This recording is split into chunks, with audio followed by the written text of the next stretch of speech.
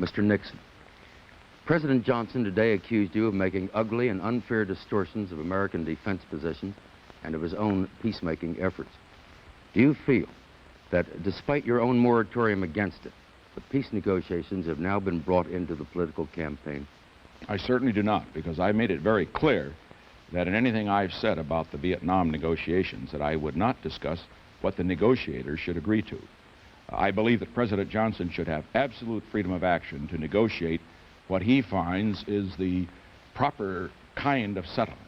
And under the circumstances, no one on the outside should say that he would agree to this or that. That would mean that the enemy would wait for the presidential candidate to be elected rather than negotiate with the president we've got.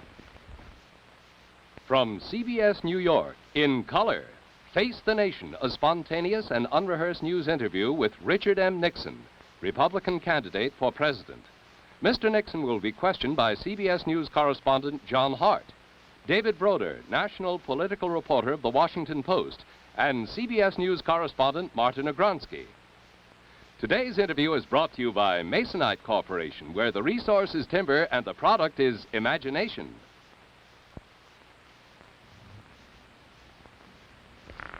Mr. Nixon, the president obviously feels that when you raised the possibility, though you said you did not believe it in it yourself, that the peace negotiations were being linked to an effort to elect Hubert Humphrey.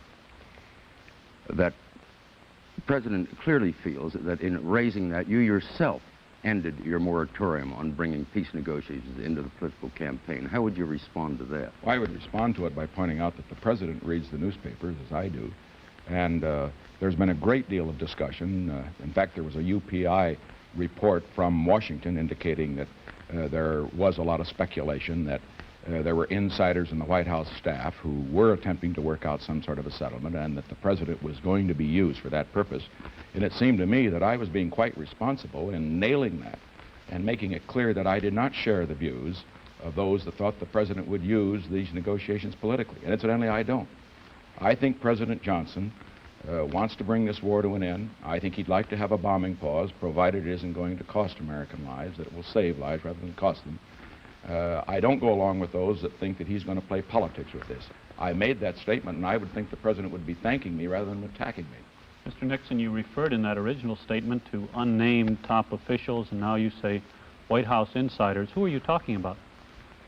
Well, I'm talking about the people within the White House staff who are supposed to be privy to the various negotiations that are going on.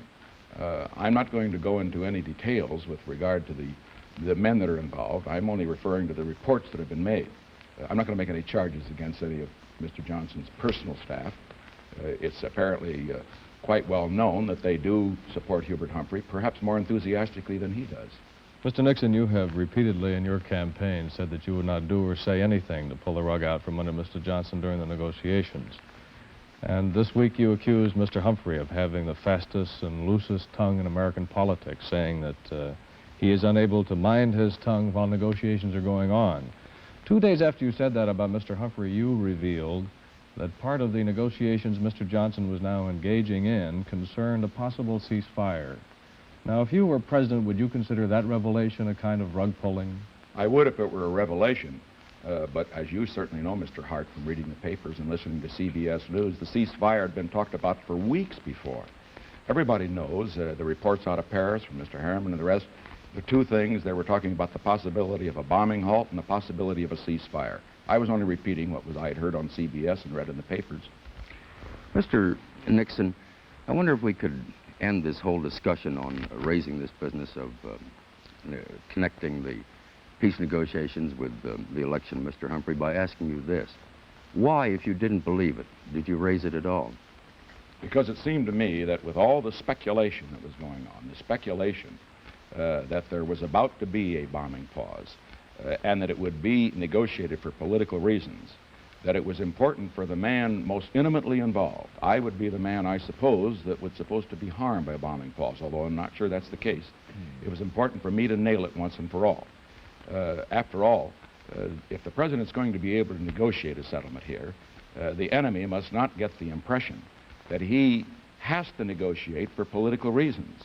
that reduces his ability to negotiate. And incidentally, talking about this loosest tongue thing that John Hart referred to a moment ago with regard to Mr. Humphrey, he has said that he is for a bombing before a bombing pause without conditions at one time, with conditions at another time. He was for the Vietnam peace plank at one time, against it at another time.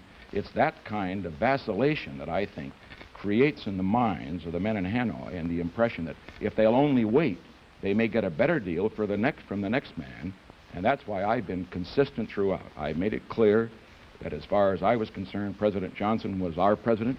He's the man that must negotiate at this time, and that I would support him provided he negotiated a bombing pause on the very basis that he said he would insist upon. Mr. Nixon, excuse me. Either one. In your radio speech for tonight, you say that you will support the president if he decides that a bombing halt would speed peace and save American lives. And yet, not very long ago, you were criticizing Mr. Humphrey for saying that he would also risk a bombing halt under these exact same stipulations. Yes, but Mr. Broder, you'll remember that Mr. Humphrey, depended on which news release you read, the first wire release that came off, the first release that came off the AP wire, said that Mr. Humphrey was for a bombing halt, period. 3 hours later, through a backgrounder, they indicated that there would be certain conditions. And then throughout Mr. Humphrey's discussion since then, and one day he's been for a bombing halt, period. On other occasions, he said he's for a bombing halt, provided it isn't going to cost American lives. Well, My point is that I think we ought to be consistent on this, and I think President Johnson has been consistent. I've been consistent. Mr. Humphrey ought to get in line, be with his president for a change. Well, reading back through some of your recent statements on this subject, I noticed in an interview in Pittsburgh on September 8th, you said, and I quote you, "I have constantly said we must keep the military pressure on. That is why I, for example, would oppose a bombing pause, as we make clear to the enemy that we want to negotiate." Does that represent a change of viewpoint on your part? Oh, not at all. The whole purpose of that statement is to make clear, as I had made clear if you'd read the whole speech, and I'm sure you did, what I was pointing out is that we had to have a negotiated end of the war. The bombing halt is the major card we have to play in order to bring the enemy to negotiate on some kind of terms. You don't give it away by simply saying, well, I'll have a bombing halt, and then hoping the enemy will negotiate. That means you may not get a negotiation. I think President Johnson has been absolutely correct in saying that he will not have a bombing halt unless we get something in return. That's the position I tried to take in Pittsburgh. That's my position now. May I replay a word, if I can remember correctly, what you said earlier, and that is that in regards to the ceasefire provision, there had been speculation on CBS News and on UPI, and this is what you were quoting was a speculation. Is that correct, what you said this evening? Yes, as far as my own recollection is. All right, well then what you said later, if you'll permit me to go on, was that you had confirmed that these reports were true. Now, this is the first time any public official, certainly, or any person of your stature, had confirmed that a ceasefire was connected with the current negotiations. Now, that goes back to the point of my original question, which was, would this not undermine, or would it, in your mind, undermine any kind of negotiations for Mr. Johnson, by confirming that this was part of it? Let me make one thing very clear. We have to separate President Johnson from people within the White House staff and others who may represent a different point of view, because it's common knowledge that there are that President Johnson has divided opinion on this particular matter within his administration. That's been reported also on CBS News, as I'm sure you know. But in this particular instance, you will find that President Johnson has always insisted that the bombing halt is a separate matter. However, the ceasefire is something that I would assume the administration would also want if they could get it. Well, now, you confirmed that, sir. You said that you had confirmed that those reports were true. Well, I think that reports were true. Within the administration, there has been discussion of a ceasefire, and that confirmed what all the reporters had been writing previously. Well, it your simply confirmation, confirms that the reporters had reported the truth. Oh, fine. Well, then So we won't quibble about it. My question is, does that confirmation, if you were president, would you consider that to be some kind of rug pulling if you were in the middle of negotiations? Absolutely not, because after all, who has backed the president in this particular instance? I have. I'm not the one that has even suggested we should have a bombing halt without conditions. That's Hubert Humphrey. I've been the one that's saying that the president is absolutely correct in saying we shall have a bombing halt, provided it is going to result in saving American lives rather than costing American lives. That's a sound position. I back him up, and I only wish that Hubert Humphrey now would button up his lip and stick with the president on this. Mr. Nixon, to take another facet of the president's remarks today, He objected to your contention that the United States was not maintaining clear superiority over the Soviet in nuclear weapons. As you know, his Secretary of Defense, Mr. Clifford, has said that we are maintaining parity with the Soviet Union. Do you have information that indicates that the contention of the President and of the Secretary of Defense is incorrect in this area? Well, I don't know whether they are incorrect, but I do have information backing up what I said. And incidentally, my information comes directly from the Senate Preparedness Committee. You may recall, and this was widely also reported on CBS and in the various newspapers represented here, the Senate Preparedness Committee, of which Senator Stennis is the chairman, and the members include men like Senator Jackson and Senator Symington, who are highly recognized as defense experts. They said just at the latter part of September that it was quite clear that the Soviet Union in certain areas, and I'm quoting exactly, had now surpassed the United States in certain nuclear capabilities. They pointed out, as I did in my statement, that we were still overall ahead. But they also pointed out that the Soviet Union was making alarming gains in this respect. Now, if the Senate Preparedness Committee, a committee controlled by Democrats, with leading Democrats all unanimously signing it, says that, then I think we ought to pay attention to it. Mr. Nixon, we must interrupt here, I regret. We'll continue the interview with you in a moment.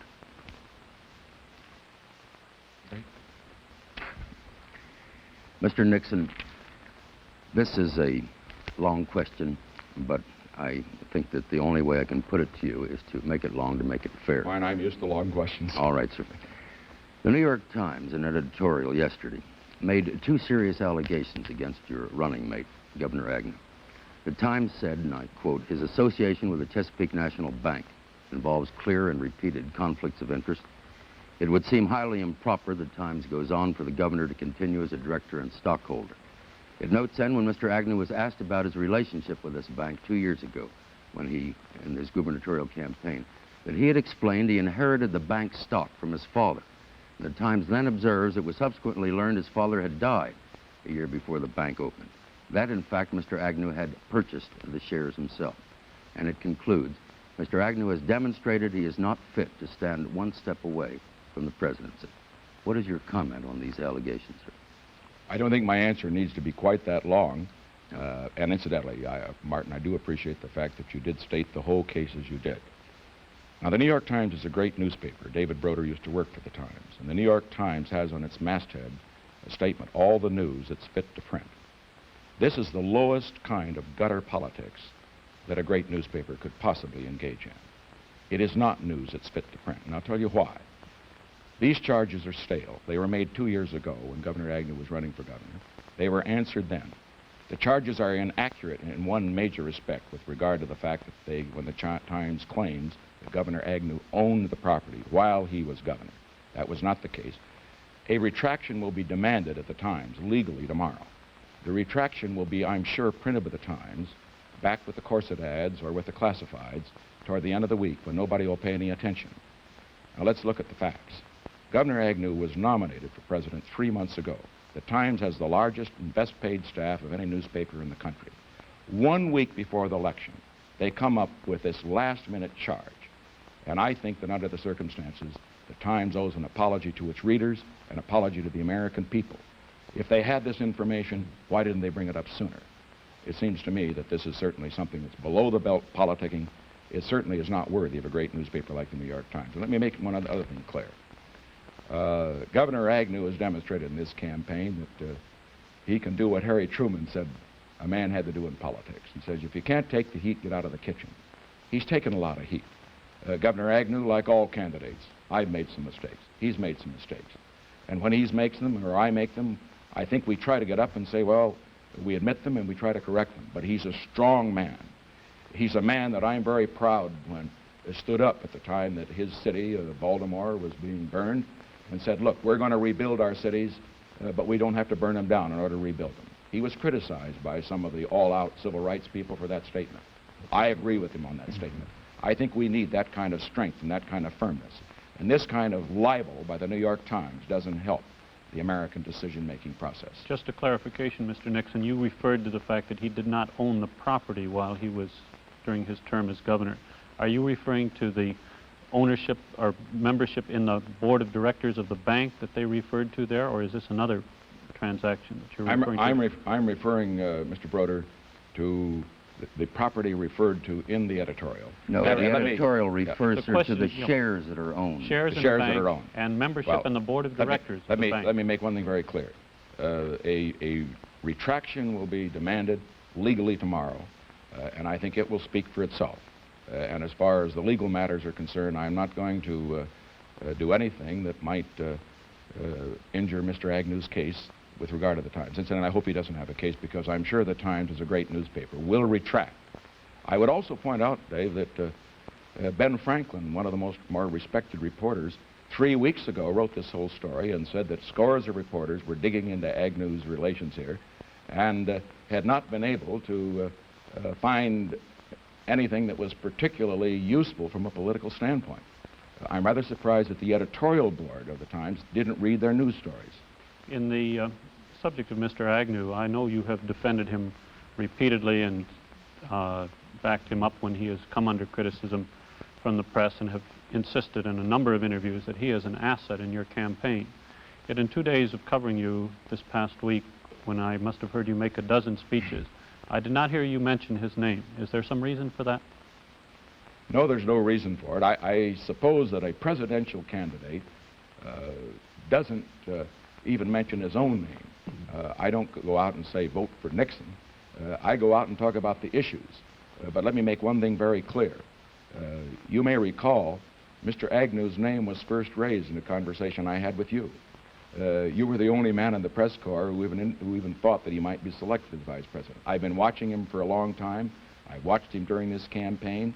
I think he's handled himself well, and I'm very proud to be on the ticket with him. He's going to make a fine vice president, and I think the fair-minded members of the press are going to think more of him as they see him stand up under pressure. Mr. Nixon, yes, early in this campaign, Senator Strom Thurmond said that your views on law and order, one of the major issues in this campaign, were similar to those of George Wallace. Later, at a news conference in the Disneyland Hotel, you did not take an opportunity to repudiate Mr. Thurmond's statement, but restated your own position as well. Is it your intention that Mr. Thurmond's unchallenged statement offer hope to potential voters of George Wallace, that they can see in you what they find in Mr. Wallace? Let me get one thing very clear. My position with regard to the Wallace candidacy is clear. It is not I who is trying to get George Wallace the national television exposure that Hubert Humphrey's trying to get him through a debate, a three-way debate. I recognize that if that should happen, that it would mean that George Wallace would have a hand in naming the next president of the United States. Well, is Thurmond wrong? And as far as Thurmond is concerned, I'll answer. As far as Thurmond is concerned, I made it also very clear in that press conference, as you may remember, because I think you asked the question. I made it very clear that Senator Thurmond on Meet the Press, your rival program, had made it clear that he completely disagreed with me on civil rights. As far as this problem of law and order is concerned, I am for law and order. Hubert Humphrey is for law and order. George Wallace is for law and order. How we would do it would be quite different. And as far as my program is concerned, I am the only one of the candidates who has laid out a precise program for stopping the rise in crime and for reestablishing freedom from fear. That's the difference between Nixon and Wallace. So Senator Wallace Thurmond is was against, I am for. That's the difference. Now, in Atlanta, you did say that you and Wallace were against some of the same things in a regional broadcast Yes. to the South. You have also said in the South and in other places that you would not enforce or encourage desegregation by the use of denial of federal funds. Are you concerned, Mr. Nixon, that some people might think that you and Wallace agree on the matter of desegregation? I'm only concerned that the people understand what is the law and what my position is.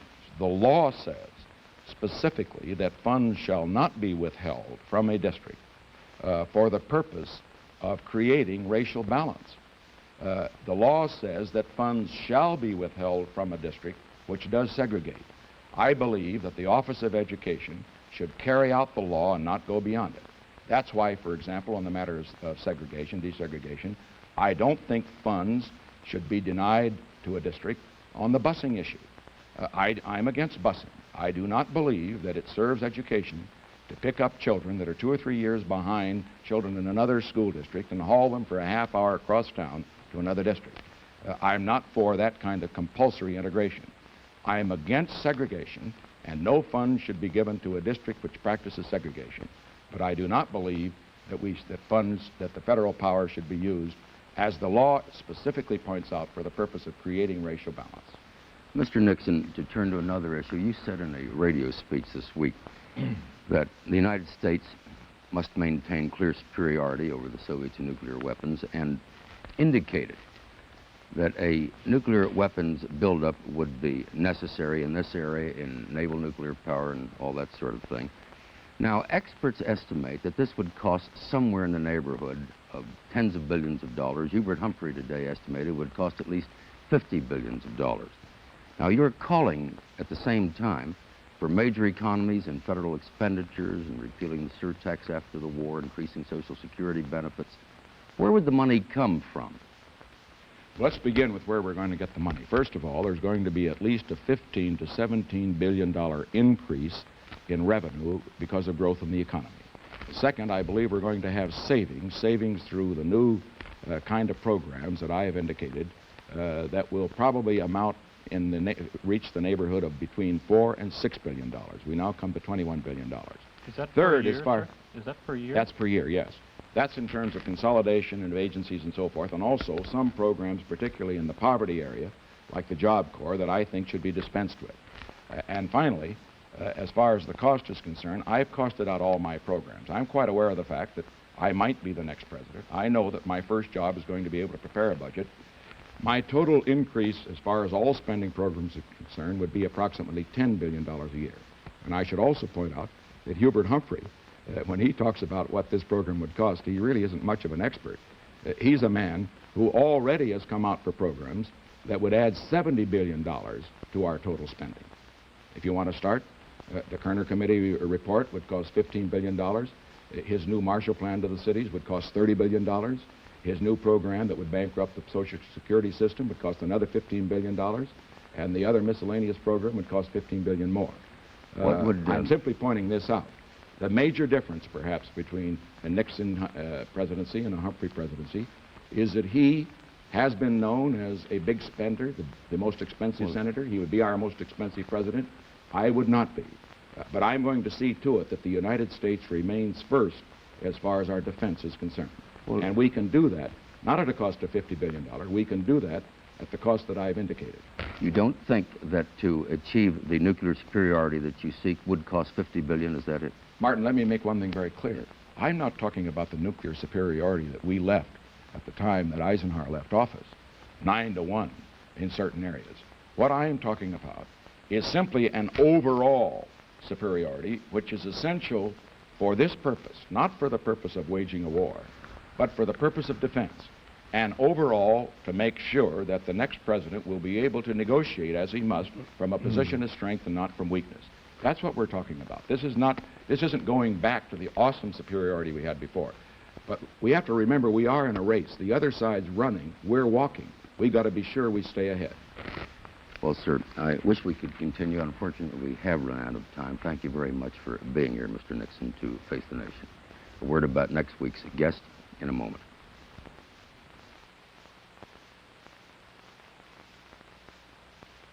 Today on Face the Nation, Richard M. Nixon, Republican candidate for president, was interviewed by CBS News correspondent John Hart. David Broder, national political reporter of the Washington Post. CBS News correspondent Martin Agronsky led the questioning. Today's interview was brought to you by the Masonite Corporation, where the resource is timber and the product is imagination.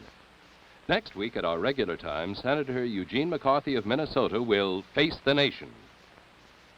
CBS News correspondents discuss the candidates on a Campaign 68 special this Tuesday night.